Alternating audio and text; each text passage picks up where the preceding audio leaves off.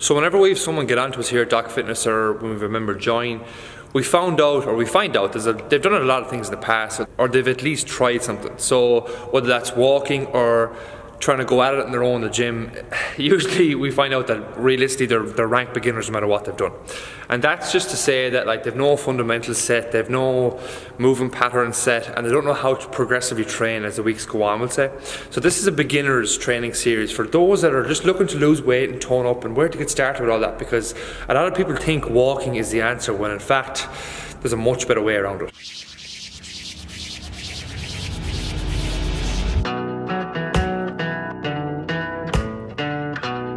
So how are we keeping, guys? David O'Connor here from Doc Fitness, and as I was saying, this one is about a beginner kind of workout series and where to get started with all that, because if you're not bought into the idea of resistance training by now, it kind of becomes a no-brainer for stuff like burning more calories than we'll say typical walking, which I'm going to talk about in a second, stuff like getting stronger, getting fitter, getting healthier, bulletproofing your bones and joints for longevity for when you're coming to your 40s, 50s, 60s, 70s, and simple stuff as well like that, because when you put resistance against your body, you're going to end up becoming like a more energy efficient system.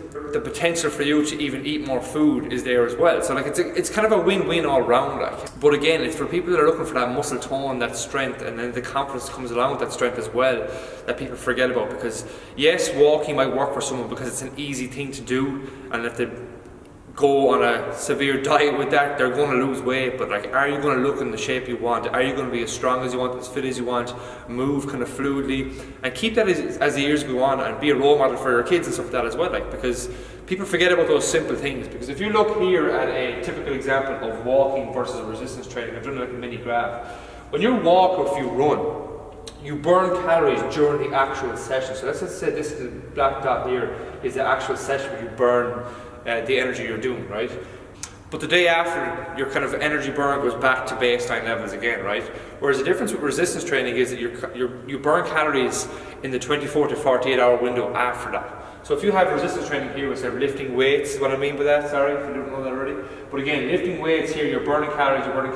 Even though it mightn't be as much as a running or a walking session, you're continually burning them thereafter. So the net result is more over time. Again, a lot of people don't know this, but that's another thing to get you bought into that from the word go. Now, I want to kind of start the rest of this series then with kind of a three-part side to it. This is the part one we're going to work on a typical workout structure. And then from there, we're going to look at like a weekly structure and how much you should be doing across the week. And then things like how do you keep getting better, how do you keep getting stronger, how do you keep dropping fat and progressing in your training side of it all. So with this one, I'm going to go through a typical training session and what you kind of should be looking for. But a precursor to this video is a 5-part movement series that we've already done, which goes through in detail the movements we're going to be talking about here now in a second as well. So just don't forget that if you haven't seen that yet. I'm going to talk about the kind of how of it here, but if you want to see the actual training videos of it, I'll put the link below in this video as well. So that was what I meant by that graph. Again, just to show you the different examples of the energy burn thereafter. So now we're going to run through, I'm going to zoom in just so you can see a bit better, a typical training session, okay? So if you look at a typical training session, over here on the right hand side, I've put down kind of what a typical session could look like for a beginner, okay? And again, this is like doing nothing before. So a total session will add up to 30 to 40 minutes. Warm up 10 minutes, core work 2 to 3 minutes, strength work and conditioning work. The strength work 20 to 30 minutes, conditioning work 2 to 5 minutes. And that can be anywhere from a 30 to 40 minute range. And you can do this at home because a lot of the stuff when you start off is basic and you can work from there what you have. So again, the reason why we're doing core work first, that people have terrible core stability. So again, working on stuff like your anterior core, your lateral core, just making sure that you have a strong overall core in general. So here we could pick one of the basic plank movements that everyone knows, or core movements. And again, you'll see I give a lot of range with this kind of stuff. If you're doing core work for 2 to 3 minutes, it could be 3 to 4 sets by 30 to 40 seconds. And for someone who's beginning from the start, 3 by 30 seconds is fine. If that's too easy, do 4 by 30 or do 4 by 40 seconds, really focusing on the technique with that plank, alright? When it comes then to after that, then you have your fat loss circuits or supersets. Circuits work very, very well because they're easy to do. You get in, you get the workload done, and you're finished. But another way you can do it as well is you can do a superset or you could do a triple set, which I'm going to show you in a second. There's no set way, like this is just a typical example of what you could do at home, okay? So from here, we're going to put in our human movements like we've talked about in that other video before. Is a squat, push, pull, a hinge movement, and we might put in like an extra ab movement down here at the end. So what that looks like then is, so when you look at that there, then you have your squats, push-ups, band rows. I put in band rows because you can use a band if you don't have access to any like pulling machines or like T-Rex straps at home, because you can do this at home. Or remaining deadlift is a hinge style movement, so again you have to learn the hinge to do that right, which is done in that video series which I was talking about, the training one. And the lying leg raise hold, I'm putting this here, it's where you're lying your back on the floor and you're pinning your lower back against the ground.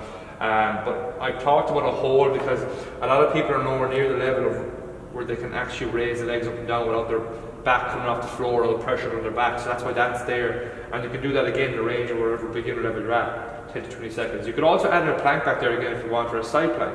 But again, the idea here is that you're basing it around human movement. So squat, push, band row, remain deadlift, all reps are 10. And the idea here is you'd set a timer and you would see how many rounds you could get done in a 20-minute time frame, for example. So that was that one covered. And again, you just take rest as you need it. You need to realise what level of fitness you're at too. When it comes to the conditioning side of it then, you can do something very, very simple. 20 seconds on, 20 seconds off, and it could be something at like brutal and effective. So basically you do 20 seconds of burpees on, take 20 seconds rest, repeat that for 3 to 4 rounds, finish off in a nice high intensity burst, and that's your workout done. So that's part one with a typical training session itself. Now look, there's different ways to break this up across the week, because how do you kind of manipulate that across the week? And once you know human movements, you can change them. So a push up movement could be a pushing overhead movement, for example. And again, if somebody can't do push-ups, you regress it to whatever level you're at. There's always ways of doing this. But like I said about 10 times already, go back and watch the videos on how to do those if you haven't seen that already, because it goes hand in hand with this. But that is a typical training session that a beginner can get started with straight away.